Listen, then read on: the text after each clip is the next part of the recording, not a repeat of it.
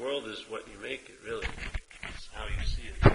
One of the big axioms of Course in Miracles.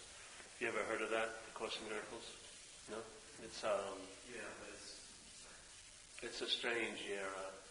It was transcribed by a psychiatrist in the 70s, really.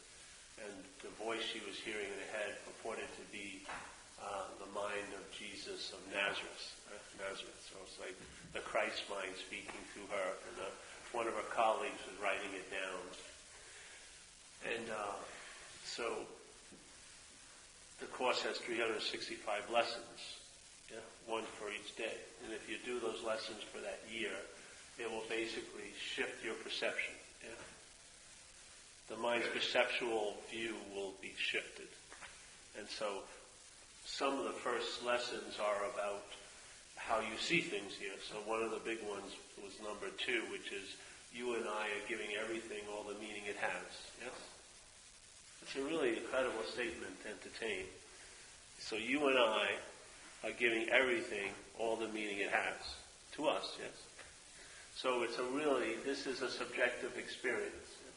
So when you see something and I see something, what it means to you may be different than what it means to me. Though it seems to be the same object, the meaning that will be given to it could be quite different, yes? Quite different. And so this is a subjective experience that the mind is having. So how it does that is it sees things, but it doesn't really see things as the thing itself. It sees the thing as the meaning it gives it. Yeah. In other words, the thing is just almost like a canvas or like a billboard that the mind bounces a meaning on it, then the meaning bounces back to the mind. Yeah. But the mind takes it to be, that's what's giving me that meaning. Yeah? So the mind projects the meaning onto this little object, which is like, let's say, a screen to it. Yeah? So each object is like a screen. So the mind bounces that projection. Yeah? So when it sees something, that thing triggers the conditional aspect of the mind. And so that thing refers to a large source of meaning. Yeah? So now the meaning gets projected first, then when you see the thing, you think the thing itself has that meaning, and that the thing itself is bringing you the meaning. But like in the Course, it would say projection comes before perception. Yeah? So mind is projecting meaning onto these little canvases or billboards, yes, called things, and yet when it does that, it forgets that it gave it the meaning it has, and in forgetting, it gives it all the power to affect me. So that thing seems to be what's affecting me, yes? But in fact, what's affecting me is a meaning. First of all, there's not this. Well, let's not go to the me yet. But the meaning bounces off that. You forget this aspect of it, and then you see it coming back at you through your perceptual field, yeah? So you perceive it to be an inherent solid thing that has an inherent meaning. I mean, it has its own value. Yeah? But in fact, that's not the case. It's a subjective experience. So what's happening is the value that your mind has put on it, right, bounces back towards you. But in the delusionary aspect of it, you think it has that meaning. Yeah? In other words, I fell upon this thing, and this thing has this meaning. But that's not the case. Mind projected the meaning onto the thing, forgot that it did it, and now it believes the thing is laying the meaning on it. So you can feel like you're being imposed upon by people, things, situations, yes? That's how it would seem to the deluded mind. I'm getting fucked with here by all these things. And they almost look like they could have something out for you. You know, it can get that wild. But if you really looked at the activity of mind, the mind is projecting it, forgets it, projects it, then perceives it as if it's solid and real outside of itself. It's called a delusion. Yeah? And then you tell yourself, see? Exactly. Well, the mind wants to be right. It wants to be right. So if someone gives you contrary evidence, you'll bypass that and you'll look for some agreement. That's what mind does. Because it's attempting to make something seem real by having effects, yeah? Because if you saw everything as having no effect, then you wouldn't see them as real. They're taken to be real because they seem to have an effect on you, yes? Now, they don't have an effect on what we really are, but they have an effect on what we're not, because this is also a thing, yeah? And things can affect things. Like this thing can affect this thing if I hit it really hard, yeah? Wow! And what my mental process will say, ow, that really hurt me, yeah? Which is the act of being identified as a thing, obviously, yeah? So this thing hits this thing. Wow, that really hurt me. See, there's the interpretation. There's the act of being identified with the thing, yeah? When something hurts a thing, yeah, and you're identified with that thing, you say it hurt me, yeah? If you're not identified with that thing, you say it hurt you. Yeah? It's usually a lot worse when it hurts me than when it hurts you. But what's actually, the mind itself is not affected by things, yeah? Because it doesn't have the quality of a thing. It's not a solid, long-lasting, independent, separate thing. I don't know what it is, you can call it, but I do know what it's not. It's not a thing, yeah? So here's the mind. So it would say in the course, lesson 2, you and I are given everything all the meaning it has. That's the basis of a subjective experience here, yeah? So, let's say almost everyone would agree, hey, that's a tree or a something, yeah? So we've given it name and form, which is what the mind does. It sees things, or what it takes to be a thing, and it gives it a name and a form. So that's a tree. So most people in the world, not all, but most of them would say, yes, that's a tree. And they would all have the idea of a tree, but the meaning that tree would give to you would be different. If you were a kid and climbed up on a tree like that when you were a kid, that looked just like that, the meaning that would bounce back at you would be much different than the one that lived in like an asphalt jungle. They never saw a tree. Yeah? So it's a subjective experience here. Everyone is seeing, let's say, a thing, but what that thing means to the one who's seeing it is totally different. Yes? So here, now just check this out. If this is what's going on, and let's say all that activity is going on, and there's a big lens right in front of its coming out, right? The projection is projected, and there's a lens called self-centeredness, yeah, that now directs the projection. It sort of distributes the meaning. All this conditioning, all these grooves are now given direction and meaning by this frame of self-centeredness. That is what you've been living under for years, yeah? You've been living the interpretation of life from the point of view of self-centeredness. That's been the dominant influence up here. Now, what a lot of people want to do is they want to change the thing, but the thing isn't what has that meaning. It's what's projecting the meaning. And it's not so much what's projecting the meaning, but what lens the projection's coming through.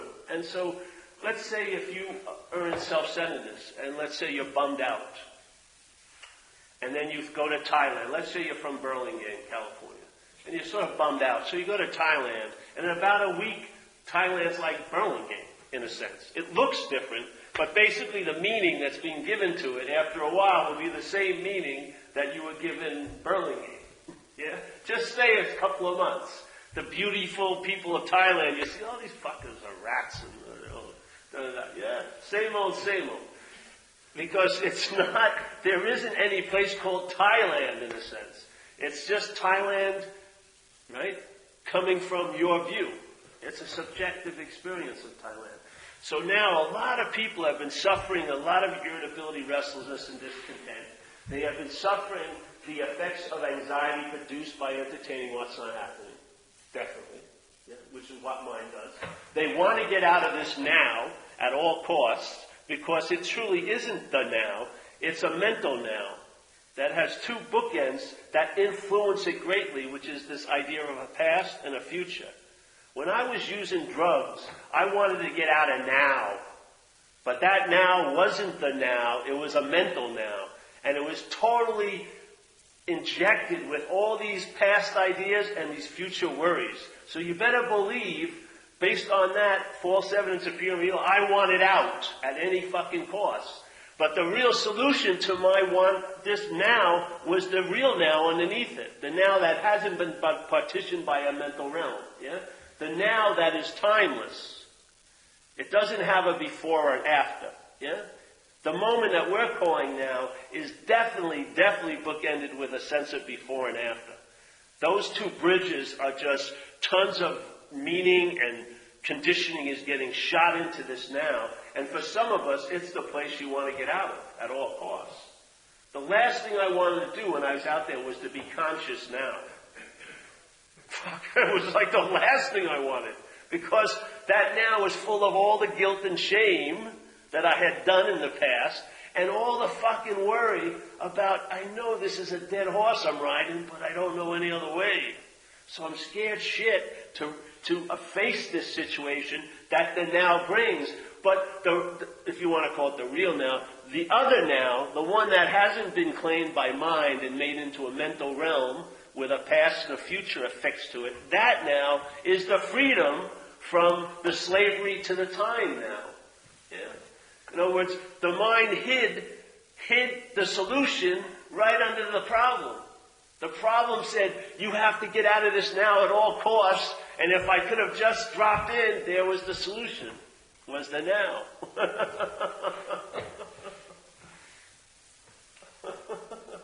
So selfing is giving your life the meaning it has. Yeah? You have a certain subdivision of selfing called alcoholism. So if you sat down with a person who was an alcoholic or suffered from alcoholism in India, after a few minutes you would realize they think quite similar to you, they feel quite a lot like you do, and they've done some crazy shit like you have in situations. Yeah? And if you went to every country and you talked to an alcoholic, you would have them share their feelings, their thoughts, and their reactions, and it would sound quite alike your thoughts, your feelings, and your reactions. Why is that? Because it isn't who you are, it's what's taking you over. You'd be sitting there in an identification with the person sharing about what it's like to live under the influence of alcoholism. And you would be going, yeah, because you have the experience of living under the influence of alcoholism. So in recovery, we don't identify with who we are, but we identify with what's taken us over. A very, very deep mental groove in a deep mental trough called self-centeredness, and this deep mental groove is alcoholism or addiction.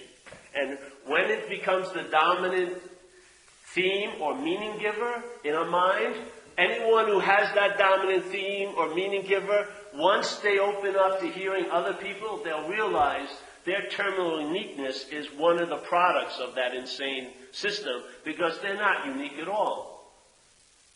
Like in a way, we call them a run-of-the-mill alcoholic. We're just like every other motherfucker who's been taken over. You may think you've got, I have the most horrendous war stories. Well, people can beat them every freaking meeting you go to. Yeah. So what does this all tell you? It's a structured system. If it's a system, yes? If it's a system that's defining and interpreting seeing, then there may be a different definition and interpretation of seeing. Yeah. So, okay, maybe you get that feeling, I'd really like to try a different interpretation of seeing than this form of looking called self-centeredness. This is where you run into the second little hurdle, because the system of self-centeredness is based on identification. It's not like cocaine. It's not like another addiction, because I always say this, but I did a lot of coke, and I really loved coke, but I never became cocaine. I always had a sense that there was someone doing the coke. It wasn't where I just became coke. But where we're at in this conscious seeming day of mind, you're past the point of identification. You're identified as a self, and you don't even know it that you're identified as a self. That is a deep, deep, deep, deep disease. I mean, you think obsession is bad. You in this state, not you, the mind in this identification state has had tons of obsessions. But the one obsession has never given up. Yeah? All the other obsessions were basically to get relief from the prior obsession, which has turned into an identification. It's way past obsession. Yeah? So now there's a drive to get relief. Yeah? But because the real problem isn't looked at, that drive to get relief just turns into another obsession which inflames the original one. Yeah? Yet, no one, I'm telling you, most people never come to the conclusion that it's identification. They gotta either have some grace or hear it from some outside source. No matter how much practice you're doing in things people say are ways to get out of self, you have no clue that the root is totally entrenched in place. No matter what you do, there's going to be a feeling of you doing it. So even in the daily activity of the solution, the problem is thriving.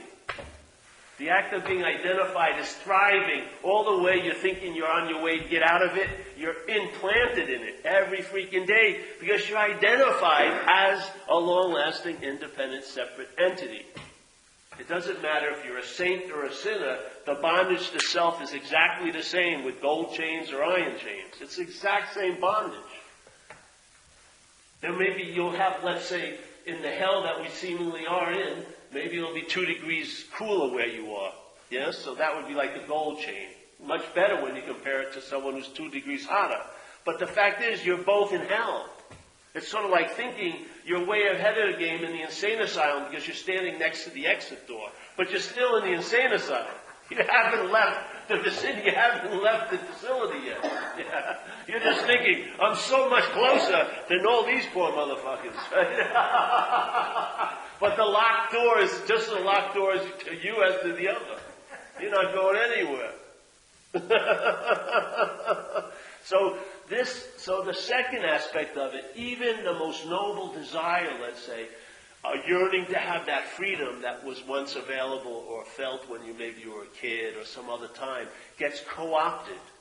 It gets co-opted because that nobility, that noble drive, is still used in the act of being identified as a self. So the second thing is to check that one out. Yeah? So that the take of being close or far is made up. Yeah? The thing of feeling like I'm getting closer to the truth, and then suddenly you do something that your mind thinks is wrong, then now you're suddenly far away from the truth. But there's one constant in both those movements, the sense of being you. That's the bonding agent, not the movements. The movement is like the obsession with self the mind does to reinforce the identification. The identification is there's you that feels like it's close, and there's you that feels like it's far away. Both of them are selfing. That's the activity of the disease. Not that you have tons of possessions. Like Ramana Maharshi says, you don't have to give up your possessions, just give up the possessor. The sense of being the one who has them is the bonding, not the possessions. Unless your selfing gives meaning to those possessions to be able to bind you, yes, then they'll be that way. But that's coming from also the mind, yeah? Because what if a possession had the ability to bind objectively, then everyone who had one would be bound. Don't you think? If a possession had the meaning or the ability to bind objectively, in other words, that was its quality, then anyone and everyone who had a possession would be bound to it. That's not the case, is it? In the subjective experience. No, it isn't. So the meaning that's given to the possession can be used to bind you or produce the effect of being bound. But there has to be a you to be bound. And in this realm of time, there has to be a you to be free. That's not freedom. Yeah? Because that freedom is always followed or preceded by bondage. That's not freedom. That freedom will go back into bondage, as bondage will have to lead you to freedom sooner or later. It's almost like, you ever see the yin and the yang, where they have that symbol? There's this black and then the white, and then they have one, the black has a white dot and the white has a black dot, yes? Well, in some views, and they call it yin and yang, yeah? The yin and yang, the opposites, the dualistic opposites playing with each other produces this whole manifestation. So, okay, if the yin goes to the extreme, it turns into yang. So if bondage goes to the extreme, it will turn into freedom. Freedom going to the extreme will turn into bondage, yes? In this realm of dualistic appearance. But there's a freedom that's prior to that. It doesn't have a second, yeah? It's not one side of a two-sided coin. It's a different type of freedom. Like in recovery, it says, we will know a new freedom and a new happiness. It doesn't talk about an old freedom and old happiness we thought we knew we had or didn't have. Most of us thought we didn't have it, actually. That was the drive. But we'll know a new freedom and a new happiness. One that doesn't play this game of, yes, it comes and then it goes. Yeah? The whole point of this message is that it's prior to that coming and going. And its presence is not based on circumstances and definitely not based on you. Yeah? The presence is prior to you appearing. Yeah? So it is definitely, what would reliance be most suited for? Total consistency. Yes? Something that's constantly so would be probably the most reliable, don't you believe? Yeah. Something that came and went, its reliability, if you relied on it, it would produce an anxiety because it had the tendency to go. Yeah? So if you relied on something that you call freedom that comes and goes, that relying on that freedom will produce anxiety because it has to go. Yeah? But something that's always so at all times is totally suitable for reliability. Yeah? It's always available at all times with no requirement necessary to mean it. Now, if that ain't reliable, I don't know what is. Yeah? But the whole point is, if you find a personal freedom, yeah, then that unreliability is perfectly suited for you because the freedom and its absence reflect the you that has them. Yeah? The freedom and its absence is like a mirror that you open up. You see your face in both movements. I was the one who's free, I'm the one who's bound, yes? I'm the one who's really clear that day, I'm the one who's confused. Yes? Your story is told in both panes of the mirror. It's totally fascinating for your head. Oh, it feels so great to be relieved from that bondage. I can't wait to be bonded again so I can get some relief. It's like addiction, but on another level. Instead of shooting up, yeah, you got something, you're worried about something and it doesn't come to pass. Ooh, I feel great relief. Oh, well, to get that great relief, I got to worry again. And then, oh, relief. It's like shooting up. It's like spiritual junkiism in a way. Yeah? So here's the two pains. Oh, yes, Paul. Let me tell you the story of Paul being bound. It's so juicy. Oh, and yet Paul has this hope of being free. No! This freedom is a new freedom, not based on this. Yes? A state prior to you appearing. And therefore, the only relief to the opposites that catch all of your light as a self, yeah? And throw it back at you. Prior to that, a sun that has no reflection, yes? It's like your original face, but your original face is no thing. It's just space. So right now, like we were saying Saturday, in a sense, this looking is seeing your original face. Yeah. Seeing, not meaning visually, seeing your original face is intimated by looking at you. Yeah?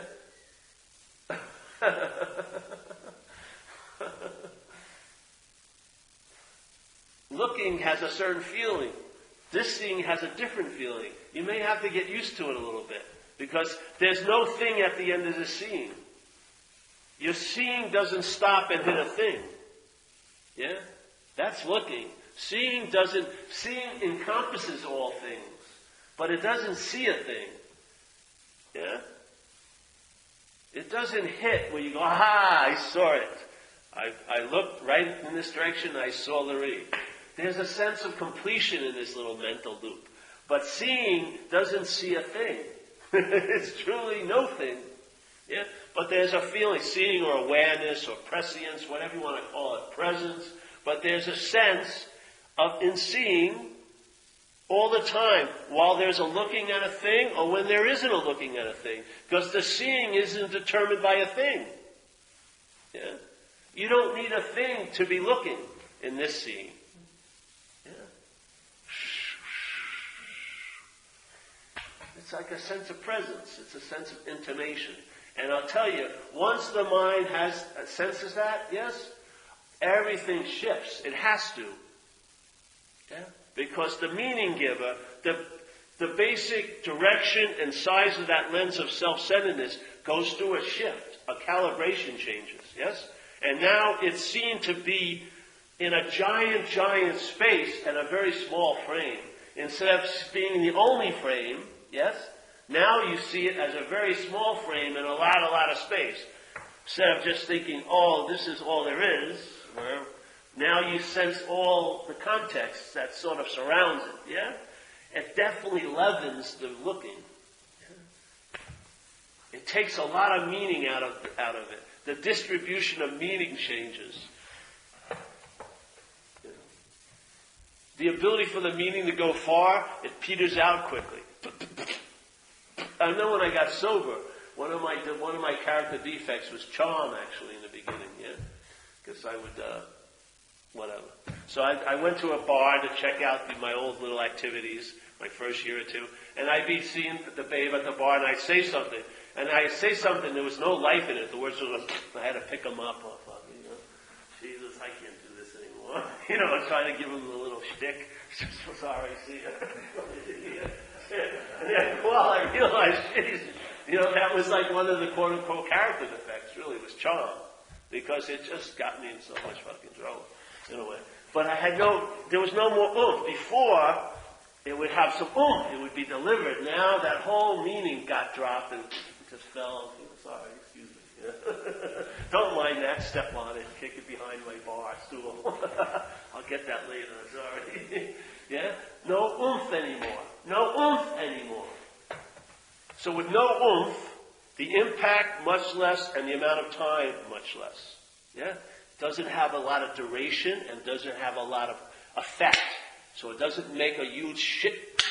Yeah? And it fizzles out quicker. What happens when that starts occurring more and more and more and more? More and more your attention and interest is freed from all of that, and it's just now resting in a larger bowl, so to speak. Yeah? It's not so focused and directed, it's sort of disseminated. Yeah? So you sense a presence while you're living. You're seeing while you're looking at things. And you realize the looking at things is all it is seeing. Yes? But it's a seeing interpreted by a mental process. And it's called a way of looking. What does it do? It blinds you to the seeing in most cases. Yeah? So it's seeing, but it's actually a way of looking, which blinds you to the seeing. Yes? So many of us are looking for exactly what's looking. That's what we're looking for, like St. Francis says. What's looking is what you're looking for. Well, what the fuck can't I see it? Exactly. Because you're looking for it. Yeah? If the you dropped out, you would see it's beautiful. What's looking is looking for. What's looking is what you are looking for. That's a long journey in time and space. What's looking is what's looking for. Okay, that's cool. So while there's looking for, there's a sense that's what's looking. I like to use the word seeing, but that's what it's like. So while I'm looking at you, yeah, there's a sense of seeing. Yeah. So what's looking is what I'm looking for. So I'm looking for you. Yeah, maybe I want you to give me something like that, some kind of agenda probably. But in fact, what I'm actually looking for is the seeing. That is being interpreted into looking. So nothing has to change, you just have to see that. That why is that interpretation in place? Yes? What really bonds it to the seeing and you can't recognize the seeing is that it's you looking, the you, Y-O-U. The you holds all the meaning. Yeah? The form of looking is weak. But when it's you looking, it's a bonding agent. Because the mind's obsessed with what it's taken itself to be. Or in Buddhism they call it cherishing. The mind cherishes self. It cherishes it. Yeah? It loves it. It grooms it. It protects it. It defends it. It fights for it. It argues for it. Man, it's the last thing it wants to give up. Most people don't want to be free. No way. They want to be free. It's safe that way. Yeah. But they don't want to be free because true freedom entails the absence of self, and that only entails a recognition of its inherent absence. There's nothing that has to be done You just see that the self is absent of any objective meaning. It's absent of being an inherent, meaningful thing. It's absent of that. The mind is giving it all the meaning it has, and the biggest meaning the mind can give anything is not God, it's me. Me is the biggest meaning it can give anything. Because this me is what entertains God's. Yeah? This me is what entertains God's. This me is the biggest meaning the mind could give anything.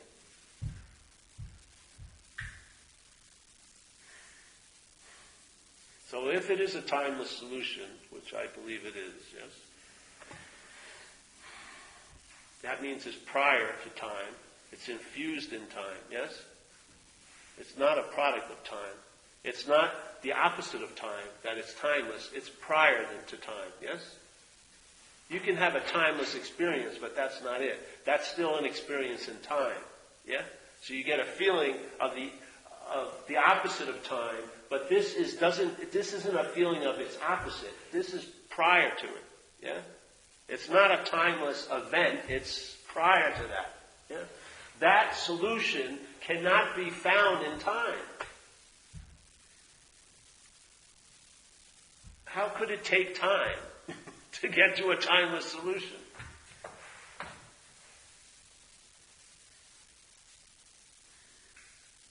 So it's always available at all times, right where you are, with no requirement necessary.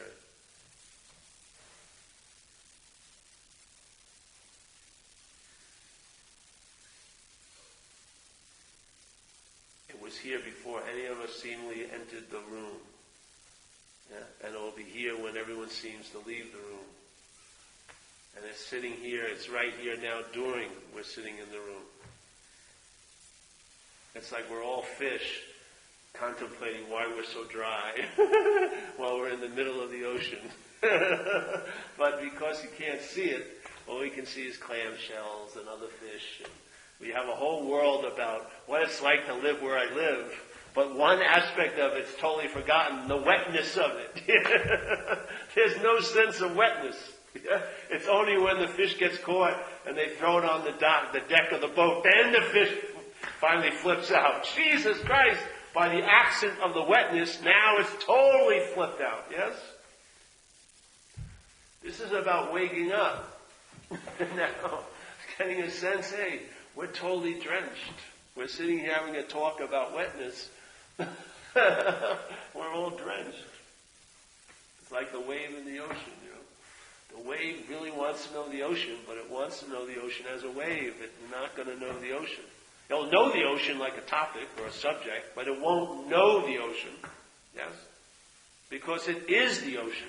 It can't have that experience of knowing the ocean because it would have to be something other than the ocean, but it isn't. It's just an appearance of the ocean called a wave. And the ocean doesn't call it a wave. Yeah? The appearance calls itself a wave. And now the wave is like a professor of ocean.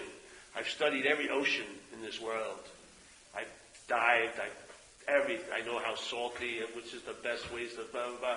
But it doesn't have, it's all experience. I've had tons of experiences in the ocean. But the sense of being in the ocean is totally different than the experience. First of all, it's not constrained by time. Yeah? So why do I want to learn about the ocean? I'd rather learn about the wave and then entertain. I may not be that. Yeah? So then when it duplicates the information I've been given through a talk, then I may have the eyes to see it when it appears, and there's that implication, oh, this is sort of me or about me, or this is what I do. But there's a question mark now when it's seen. Yes? And in that seeing, there'll be a hit sooner or later that if you're seeing something, you cannot possibly be hit. And you'll see that what's implied is never delivered. It's just a feeling that everything's indicating that there's someone there, but if you question that and you knock on the door, no one shows up. So there's a big leap to the impliedness of the activity of the mind called selfing and what it's implying, which is there's someone there. There's a huge leap there, and that leap is suspended in a huge, huge, huge amount of space or pause. There's nobody there. That's what the original face was. Why can't you see the original face? It's not a face. You're seeing it right now. What? Yeah. Wait a minute. Wait a minute. Yeah, I'm seeing it right. That's the original face. No thingness. I can't see it. It's not a thing. Yes, you can see it. It's a different kind of seeing.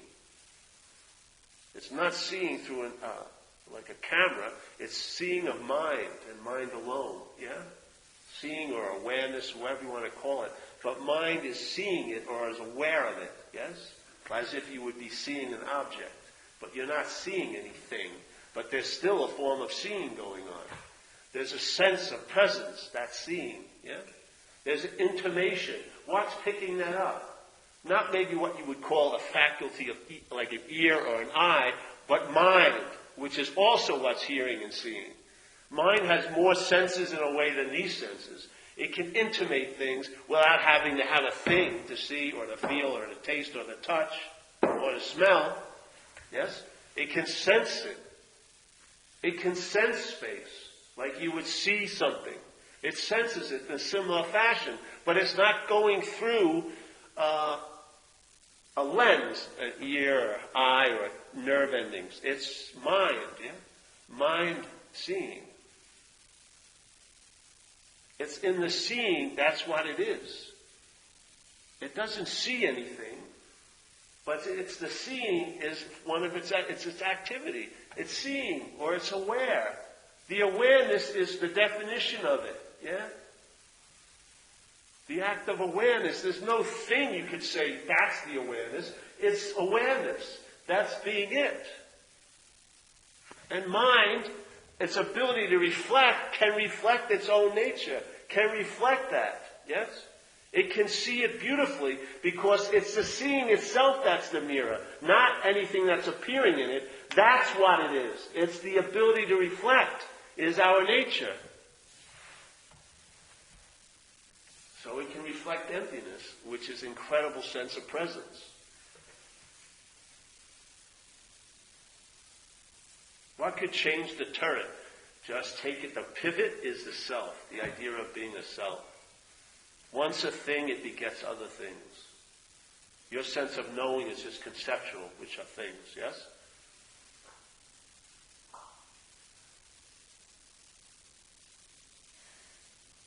The subjectivity is forgotten, and you take yourself to be the act of subjectivity. You take yourself to be the one that's seeing, which is an incredible form of looking. And that form of looking blinds you every second of the day when you pledge allegiance to that way of looking. It's like pledging allegiance to be blind to the seeing. This is what worked with me. Not describing the ocean, but having someone, actually no one did it for me. This is how it came about in here, is to see what you're not. To see it, to see what you're not, because you can see it, because it's not what you are. What you are, you cannot see. But you can see what you're not. You can see its construction. You can see the act of implying this, but nothing. There's no thing it's implying, but the act of implying is the trance, yeah? It leaves like let's say if you had a formatted way of thinking, all someone would need is to put one little idea in there, yeah? And then the format would take it over. That's exactly what selfing's like. It implies that there's a someone, and the format takes that leap every second. Oh yes, it must be me. I'm feeling this, yes. I'm the one who's thinking. I'm the one who's having this bad day. Yes, I'm into that, yes. It's truly me. I know. These are my authentic, real feelings. Yeah. So, by seeing what you're not, if you're not a long-lasting, independent, separate entity, no one's rushing to give you an answer of what you are. All we're saying is what you're not. Yeah? Because there's no need to find out what you are, because the seeing of what you're not is the activity of what you are. The activity of what I am is seeing what I'm not. That's its activity. It's aware. Yeah? It's reflecting. I don't turn and say, okay, now I'm going to find out who I am. That would be the selfing again. It's just, okay, More and more gets revealed. Everything that's revealed gets distilled into one simple message. I'm not that. And that's the activity of being what you are. You travel lighter as what you're not, because this is how you travel as what you're not. But you travel lighter as what you're not by realizing you're not that. Yeah. So you travel lighter. And what this wants incredibly supremely, well, it wants to be right and special, those tries. But maybe deep down, it gets exactly what it was looking for when it stops looking for it. When it's just recognizing, seeing, then it gets exactly what it was looking for. And easing comfort in its own skin, It travels lighter. Things don't seem to hassle it as much. Yes? It can get off a position much easier. It travels lighter through the terrain of its little existence. It realizes no one can promise me to have a change in my terrain, but this allows me to travel lighter every day for long, long stretches of time. Hallelujah. What more did I want every time I put that needle in my arm? Every time I fornicated with that babe, every time I wished my mother was still alive. All I was wishing for was that same sense of freedom and ease that I got when I was loved and secure when I was a kid. Well, there you go. You find something that's consistently there, then that will be very, very apt to be relied on, and there will be a result in a way. You'll travel lighter. What more do you want? Want to be right and special? Join a cult or something. Oh, this is a cult.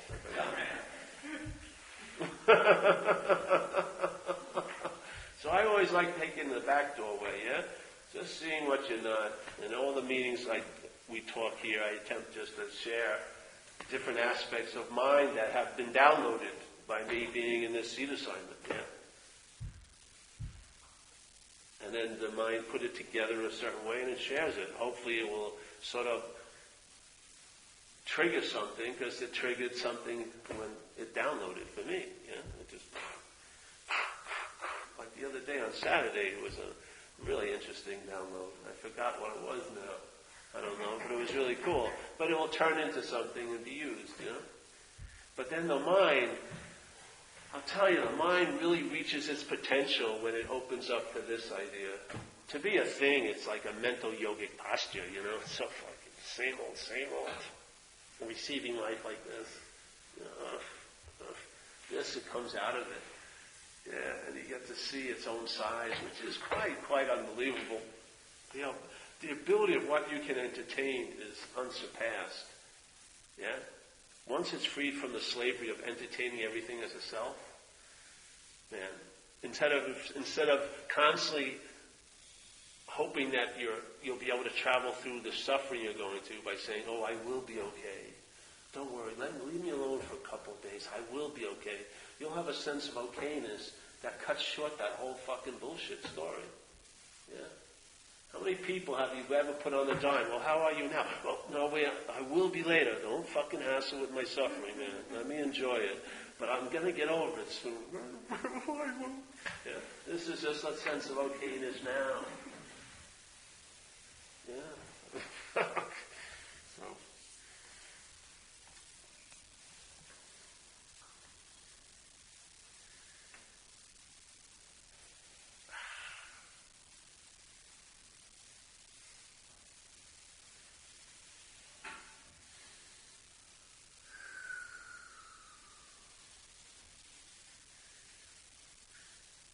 Anyone questions tonight?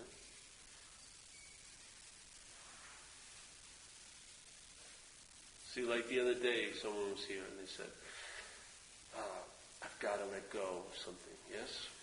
That was their premise. So you have to see, okay, when you have a feeling that you have to let go, what's the prior state before that? Holding on, right? There must be a state of holding on, you believe, to be so, for you to have this drive to let go. Yeah? Now, what's there when there's a holding on? And what's there when there's a letting go? A you, yeah? A you is what's holding on, and a you is what's going to be letting go.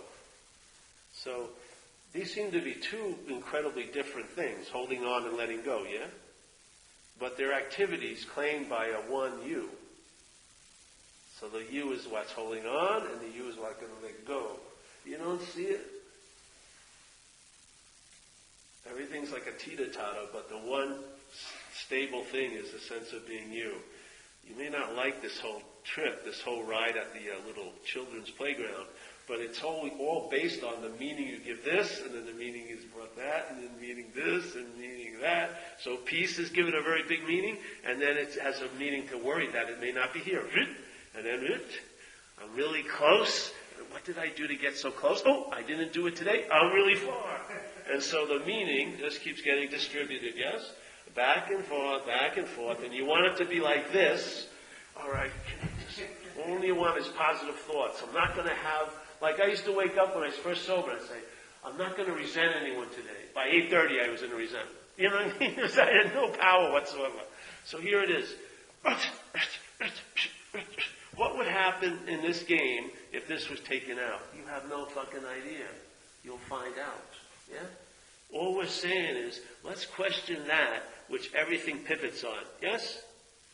Let's just take that seems to be the one solid, stable thing in this low tide and high tide of thoughts and feelings and circumstances. Let's take that and question that. Instead of trying to get therapy and help, there's tons of people that'll do that to get you all right. We'll be able to, together we'll get out of this low tide. Don't worry. Then now the high tide, isn't it wonderful? Oh, it's low now, don't worry, whatever. Yeah? Let's just take the pivot out. What would possibly happen? You don't know, and therefore you're in a beautiful condition of mind, which is finding out. Yeah? The I don't know produces an incredible alertness, and there's a finding out. And what you find out will have a lot more substantial weight than anything you ever know. Telling you. One finding out that you're not that has more oomph than 20 books on the topic. Yeah. One free sample will have a much more convincing quality to it than all the things you read. Yeah.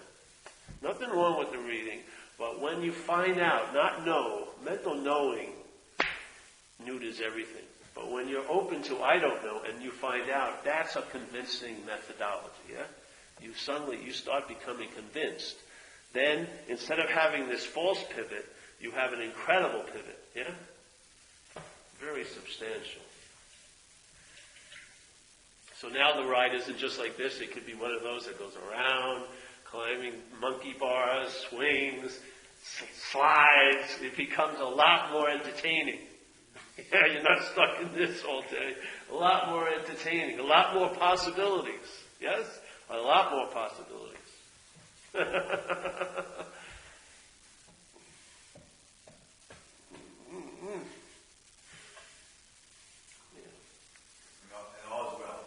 And all is well, yeah.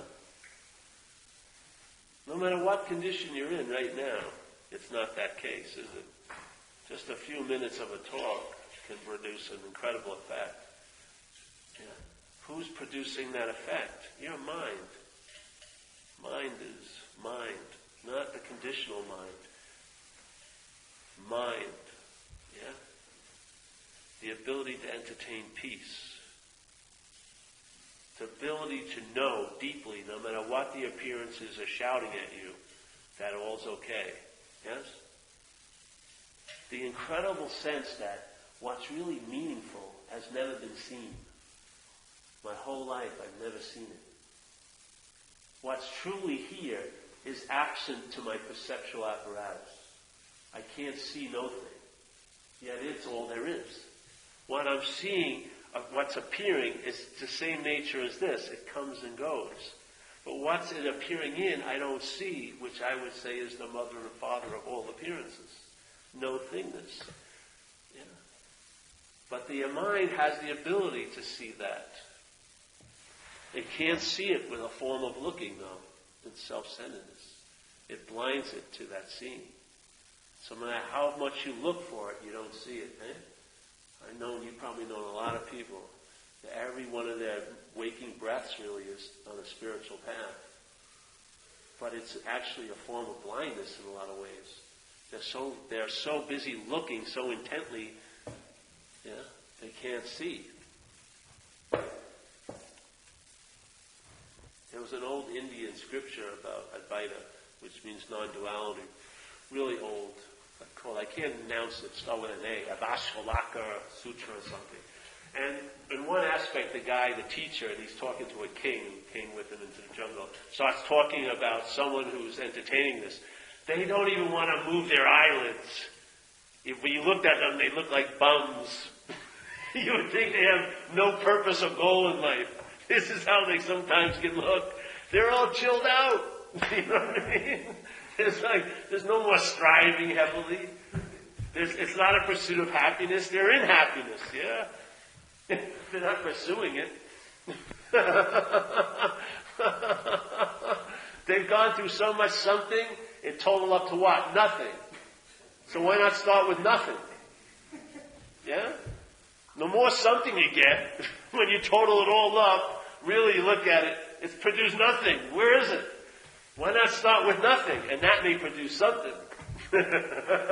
Something will turn into nothing, and nothing turns into really something here. Yeah? And ease and comfort in the traveling lighter.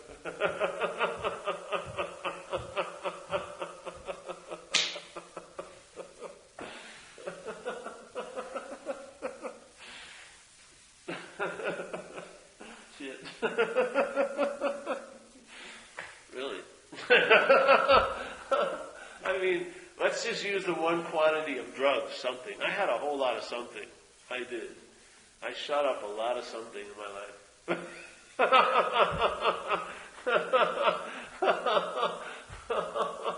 And it all came to nothing, really. and yet nothing has brought the greatest something in my life. Yeah? It's so fucking cool. Yeah? Nothing. It didn't cost me a cent. Yeah, maybe I threw some money at these meetings. Probably a lot more than you guys do to this one. But, I didn't really put much into it. And yet nothing produced something. Everything, really. But all the something I used to acquire really produced nothing. Yeah? It's funny. When we think we're shopping, it's like we're starving. And when it's like the opposite of what it looks like here. When you look like you're moving ahead, you're really moving backwards a lot of the time. When you think you're getting out of self, that's totally being in self. In selfing. There's no self in you. Yeah. So there is a solution there. The spiritual subpoena has been served. Yeah.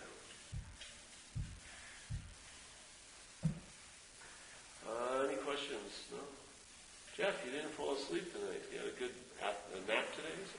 No, I thought that. Oh, good. I hate this. I don't want to throw your sleeping pattern off.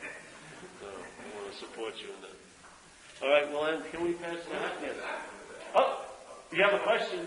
Yes. All right. So, you mentioned the mind can see or visualize the void. Not visualize, see is different. Yeah. And the void is close to being. That's getting semantic. I don't know what the void is. We're just using that to sort of imply emptiness of thing. Yeah? Of thingness, yeah. Oh. Yeah. The emptiness doesn't mean it's empty, but in a sense it's empty of things. Yes? In objects that have inherent meanings. You know what I mean? Do you know what I mean? An object that has an inherent meaning? In other words, that meaning would be that meaning as long as that object was that object. But is that your experience here, or is it everything has different meanings to different people? Which one is it? Yeah, John. Yes. So it's a subjective experience, in a way. Based on where you're looking at it from, that where you're looking at it from gives what you're looking at a lot of meaning. Yeah? Yeah. So, if you kept trying to change the meaning of things and not look at this, how much production would that produce? Could you really produce a long-lasting radical change by changing things? Or would it just be realizing that the apparatus gives everything the meaning it has and leave it at that? And then see what happens when the mind entertains that idea. When the mind starts becoming aware of the machinations of the mental process and entertains, I may not be that, then what will the mind more be like after it says I may not be like that? I would think it would be more like mind, yeah? Not mind in identification as a self, but mind. Don't you think? If it would realize that I'm not that, then it would start flexing, let's say, its mind muscles, not in the straitjacket of selfing, yeah? Which is constrained by time and space and things. Yeah? It would start, and there would be a quivering of awareness, yeah? When the mind came out of that posture, there would be a sense, because you're conscious, there would be a sense of something happening, yeah?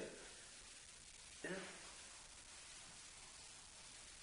That sense of something happening usually translates into like, I'm feeling light, and bigger. The mind's coming out of its little yogic self posture, and in that it starts becoming more like mind, yeah, like open sky. Not like the same old cloud that's stuck in all these different weather fronts. Oh, there I am in the midst of problems. That's me, yeah. But no, the sky that allows all these things to appear in them, but is not affected by any of them. Wouldn't you like to have a little of that quality enter into this trip? Well, I would think so, yeah. Yes? Is there something for the mind to enjoy or focus on in Itself.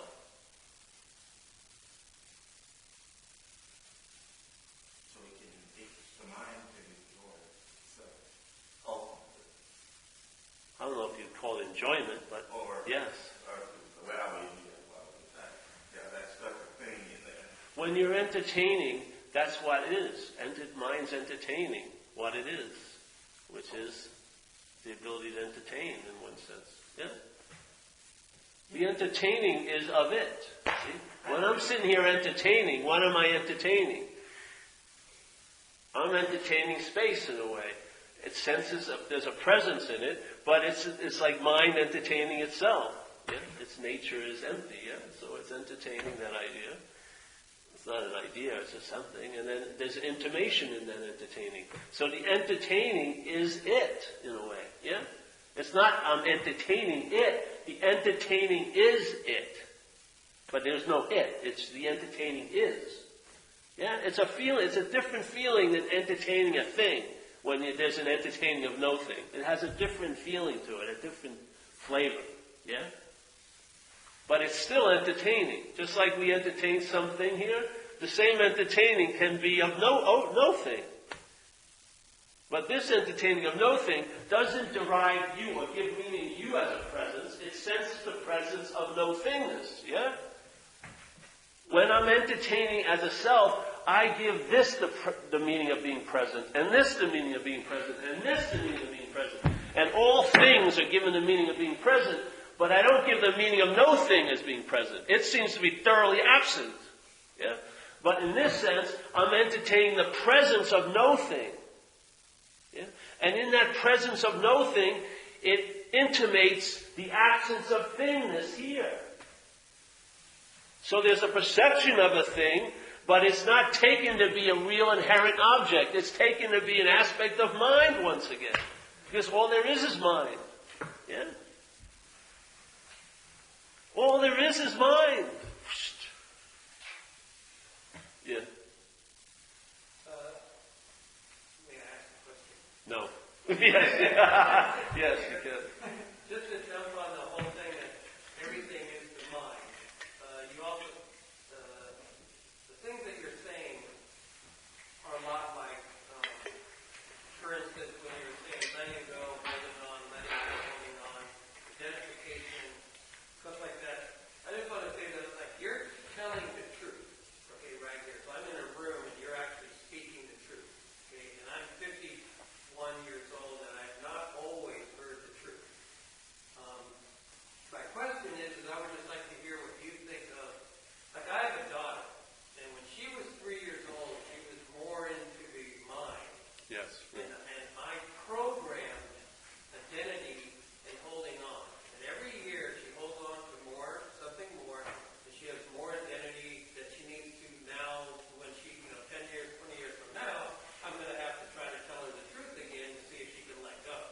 But at the moment, we're trying to force holding on into her identity. Yes. And I would just like to... But you're not doing that. There isn't a you to do anything here. Yes? So that's in the sense, even in the passing on of a bondage, there's an inherent freedom. Because there's no you that's passing it on. Yes? There's the passing it on, but there's no you that's passing it on. And that you is a juicy, like honeycomb of meaning to mind. So you're not that you that's passing it on. Though it is here manifesting, passing it on. And it's a wonderful way you put it. You're teaching her to hold on to things. And there'll be a point in her life where she'll have to learn how to let go. Yes, it's always the case, isn't it? Everything swings like a pendulum here. Well, I like what... Can I... Yeah. I've never been here. I like what you just said because in that there is no judgment. No, there isn't a judgment. Things happen here, definitely. Things happen here. But the whole meaning that's they get drenched in is if it's you that's doing it or having it happen too. When you take the you out of it, it's seen differently. It doesn't mean everything's given a pass.